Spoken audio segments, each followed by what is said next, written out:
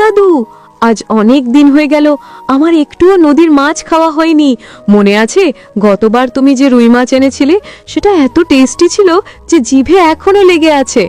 আজ আমি শুধু ওই মাছটাই খাবো, আর কিচ্ছু নয়।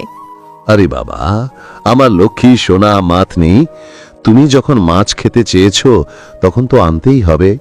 তোমার কথা কি আমি ফেলতে পারি?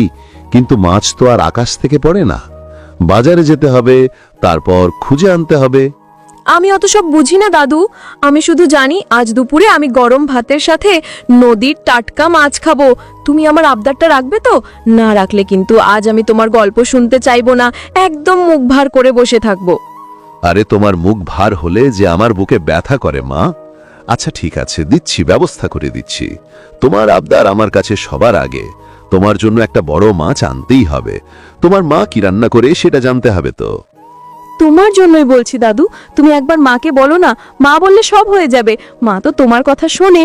তুমি মাকে শুধু একবার বলে দাও যে আমার জন্য একটু ভালো দেখে মাছ চাই। ঠিক আছে সোনা, আমি তোমার মায়ের কাছে যাচ্ছি, দেখি সে কি বলে। মায়ের আবার বাজারে যাবার সময় নেই, তবু একবার তো বলে দেখতে হবে মাছ আনার জন্য কে যাবে বাজারে। তাড়াতাড়ি যাও দাদু, আমি কিন্তু রান্নাঘরের দিকে তাকিয়ে থাকবো কখন মাছের গন্ধ আসে। আশা করি তুমি আমাকে নিরাশ করবে না। একদম ফ্রেশ মাছ চাই, কিন্তু যেটা নদীর একদম তাজা মাছ হয় সেই রকম। যাও, তুমি গিয়ে হাত মুখ ধো, আমি এদিকে মাছের বন্দোবস্ত করি। দেখি তোমার মা কি বলে। মাছের ব্যাপারটা তো একটু কঠিন। আচ্ছা ঠিক আছে, তুমি চিন্তা করো না, আমি দেখছি কি করা যায়। আচ্ছা তুমি চিন্তা করো না, আমি দেখছি কি করা যায়। দাদু, তোমাকে একটা কথা বলি, তুমি বাজারে গেলে কিন্তু নিজে দাঁড়িয়ে থেকে সবচেয়ে ভালো মাছটা কিনে আনবে, কেমন? মাছটা যেন আবার বেশি ছোটও না হয়, আমার অনেক ক্ষুধে পেয়েছে। আচ্ছা যাচ্ছি, দেখি তোমার মা কি বলে। তুমি ততক্ষণ খেলা করো, তোমার মাছ চলে আসবে, চিন্তা নেই। মাছ নিয়ে আর বেশি চিন্তা করতে হবে না, তোমার সব আবদারই পূরণ হবে। বৌমা, শুনছো? মিতু মাছ খাবার বায়না করেছে। ওর বাবা তো সকাল থেকেই অফিসে, ফিরতে দেরি হবে। তুমি একবার দেখো তো, ওর জন্য আজ দুপুরে একটু ভালো নদীর মাছ রান্না করতে হবে। তোমার কি মনে হয়? বাবা, আমি তো সেই সকাল থেকে সংসারের কাজে লেগে আছি। ফ্রিজ তো কালকেই দেখেছি, মাছ একদম নেই বললেই চলে। তাছাড়া আমার আজকে বাজারে যাওয়ারও সময় নেই, সবজিগুলোই কোনো মতে নিয়ে এসেছিলাম। ওহ, তাই নাকি? আমি তো ভুলেই গেছিলাম যে তুমি কাল রাতে আমাকে এই কথা বলেছিলে। এখন তাহলে উপায়? মিতু যে নাছোড় বন্দা, ও তো বলেছে মাছ না হলে সে ভাতই খাবে না। এখন কি করি বলো তো? উপায় তো একটাই আছে বাবা, আপনার ছেলেকে একবার ফোন করে দেখুন না। ও যদি আসার পথে নদীর ধারের বাজার থেকে মাছটা নিয়ে আসে, ও তো ভালো দামাদামি করতে পারে আর তাজা মাছও চেনে। হ্যাঁ, এটা একটা বুদ্ধি বটে। ছেলেটা তো রোজই এই রাস্তা দিয়েই ফেরে, কিন্তু সে কি এখন অফিস থেকে বেরোবে? সে তো আবার অফিস থেকে সহজে নড়তে চায় না। তবু একবার বলে দেখি। আপনি বরং ওকে একটা মেসেজ করুন, বলুন মিতু খুব বায়না করছে আর বাড়িতে একটু মাছ নেই, এটা বললেই কাজ হবে। আর বলুন নদীর ধারে যে ভালো মাছের দোকানটা আছে সেখান থেকে যেন কেনে। ঠিক আছে, তাহলে তুমি মিতুর জন্য ভাতের ব্যবস্থা করো, আমি ততক্ষণ তোমার ছেলেকে ফোন করি। আশা করি ও আমাদের কথাটা রাখবে। ওর একটা ফোনই যথেষ্ট, মাছের জন্য বেশি দেরি করা যাবে না। ফোন করা তো ভালো, কিন্তু ওকে বলবেন যেন একটু তাড়াতাড়ি আসে। বেশি দেরি করলে আবার মাছ পেতে সমস্যা হতে পারে, আর নদীর মাছ তো একটু দামি হয়, সেদিকেও খেয়াল রাখতে বলবেন। ও সব নিয়ে তুমি চিন্তা করো না, সে সব দিক সামলে নেবে। আমি বরং ওকে একবার ফোন করে সব বুঝিয়ে দিই। তুমি বরং মিতুকে একটু শান্ত করো, ও কিন্তু খুব চঞ্চল হয়ে আছে মাছের জন্যে। আচ্ছা ঠিক আছে বাবা, আপনি ফোন করুন। আমি বরং ওকে একটা খেলনা দিয়ে ভুলিয়ে রাখি, মাছটা যেন তাড়াতাড়ি আসে। নাতনির মন খারাপ করা চলবে না। কি ব্যাপার, ফোন করলে যে? বাবাও মেসেজ করেছেন মিতু নাকি মাছ খেতে চাইছে। হঠাৎ মাছের এত বায়না কেন? অফিসের মাঝখানে তো এভাবে বেরোনো যায় না। আর মাছ কি ফ্রিজে নেই? তোমার মেয়ে ও তোমার বাবা দুজনেই মিলে মাছ খাবার বায়না ধরেছে, আর বাড়িতে সত্যিই কোনো মাছ নেই। আমি কি করব বলো? দাদুকে তো তুমি জানোই, নাতনির কথা ফেলতে পারে না, আর আমার পক্ষে এখন বাজারে যাওয়া অসম্ভব। বাবা আর মেয়ে দুজনে মিলে যখন জোট বেঁধেছে তখন তো আর না করে উপায় নেই। আচ্ছা, কোন মাছটা চাইছে মিতু? তোমাদের এখন এই সময়টা দরকার পড়লো যখন আমার একটা জরুরি মিটিং চলছে। মিতু নদীর মাছ খেতে চাইছে, রুই বা কাতলা হলে ভালো হয়, তবে একদম তাজা চাই। তুমি আসার পথে নদীর ধারের বাজার থেকে কিনে আনো, আর প্লিজ দেরি করো না, মিতু খুব করে আশা করে আছে। নদীর ধারে বাজার মানে তো অনেক ভিড়, আর সেখানে দামাদামি করতে অনেকটা সময় লাগে। আজকের দিনে তো তাড়াতাড়ি বেরোনো সম্ভব নয়। আচ্ছা, তবু চেষ্টা করব, কিন্তু যদি ভালো মাছ না পাই? না পেলে হবে না, মাছ কিন্তু আনতেই হবে। মেয়েটা মাছ না খেলে ভাত খাবে না, আর বাবাও খুব চিন্তায় আছেন। তুমি আমাদের জন্য এতটুকু করতে পারবে না? তোমার জন্য শুধু আমি না, নিতুও অপেক্ষা করবে। তুমি বরং তাড়াতাড়ি বাজারের দিকে যাও। ঠিক আছে, যাচ্ছি। কিন্তু শুনে রাখো, যদি আজকের দামাদামিতে কোনো মজা না পাই, তাহলে কিন্তু তোমাদের জন্য বাজার থেকে অন্য কিছু আনবো না। তবে দেখি, দামাদামি করে যদি দুটো কথা বলে আসা যায়, বাজারের ভিড়ে একটু মজাও হবে। আরে বাবা, তোমার শুধু মজার কথা মনে আসে। যাও তো, আর দেরি করো না। আর ভালো দেখে একটা মাছ আনবে, যেন ওটা 2 দিনের জন্য হয়ে যায়। মাছ কেনার পরে আমাকে ফোন করে দিও, আমি প্রস্তুত হয়ে থাকবো রান্নার জন্য। ঠিক আছে, যাচ্ছি। কিন্তু যদি দোকানদার আমাকে ঠকায়, তাহলে কিন্তু পরের বার তোমরা দুজনেই বাজারে যাবে, আমি কিছু জানি না। নদীর ধারে গেলাম বটে, কিন্তু দাম শুনে যদি মাথা খারাপ হয়ে যায়। যাও, এবার আর কথা না বাড়িয়ে বেরিয়ে পড়ো। আমি মিতুকে বলে দিচ্ছি তোমার বাবা মাছ আনতে যাচ্ছে। আর একটু সাবধানে যেও, নদীর ধারের রাস্তাটায় অনেক গাড়ি থাকে।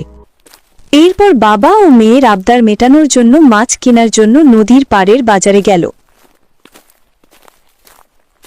দাদা, এই যে এতগুলো মাছ সাজিয়ে বসে আছেন, এর মধ্যে নদীর সবচেয়ে তাজা মাছ কোনটা? মিতুর জন্য চাই একেবারে টাটকা। দেখুন তো এই মাছটা, এটা কি আজ সকালেই ধরা হয়েছে না কালকের বাসি মাছ?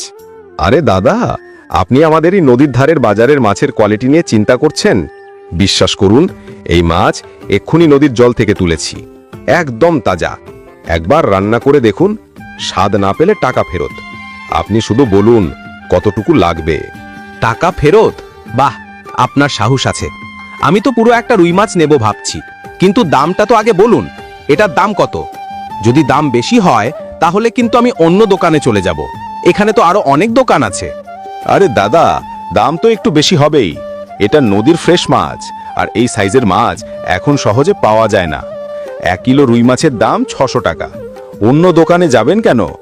আমি আপনাকে সবচেয়ে ভালো মাছটা দিচ্ছি তো। 600 টাকা? এত দাম কেন দাদা?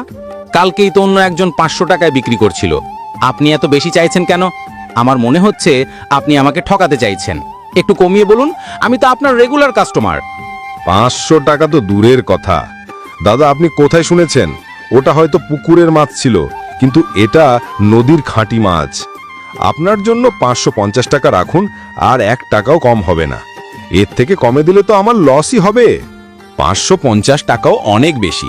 ঠিক আছে, 500 টাকাই ফাইনাল। হ্যাঁ বা না বলুন, আর না হলে আমি অন্য দোকানে খোঁজ করি। আমি আপনার কাছে বেশি দামাদামি করতে আসিনি, শুধু ভালো একটা মাছ নিতে এসেছি। দেখুন দাদা, আমার কিন্তু পোষাবে না।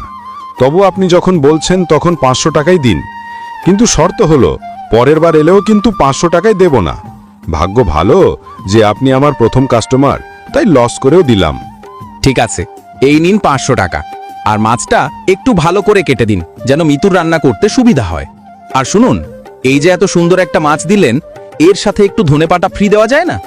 ধনেপাতা? মাছের সাথে ধনেপাতা কেন? এ কি আবদার! আচ্ছা ঠিক আছে, অল্প একটু নিন। আপনি অনেক বেশি দামাদামি করেছেন তাই দিলাম।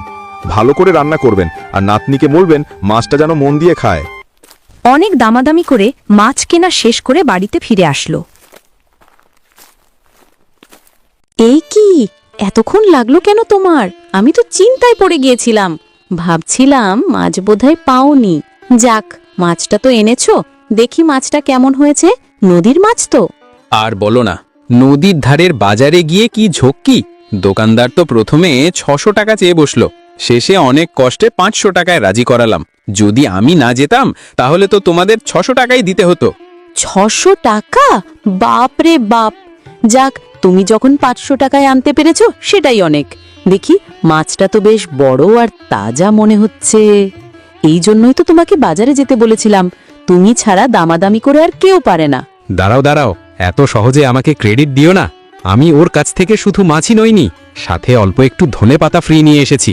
দোকানদারকে বললাম মাছের সাথে একটু সবুজ দরকার। ধনেপাতা? মাছের সাথে আবার ধনেপাতা ফ্রি? তুমি সত্যিই একটা জিনিয়াস। তোমার জন্যই তো আমাদের এত টাকা সাশ্রয় হলো। ঠিক আছে, তুমি হাত মুখ ধুও, আমি ততক্ষণে মাছটা রান্না বসাই। মিতু তো অপেক্ষা করছে। মিতু কোথায়? ওকে ডেকে বলো তোমার বাবা কিন্তু ওর জন্য আজ নদীর সেরা মাছটা নিয়ে এসেছে।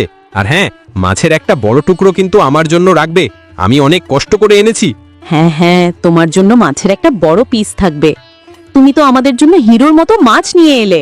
তুমি বিশ্রাম করো, আমি মিতুকেও ডেকে দিচ্ছি। ভালো কথা, তুমি রান্না করার সময় কিন্তু একটু ঝাল কম দিও। মিতু ঝাল খেতে পারে না, আর মাছের গন্ধটা যেন পুরো বাড়ি ভরে যায়। আজকে দুপুরটা কিন্তু মাছের জন্যই স্পেশাল।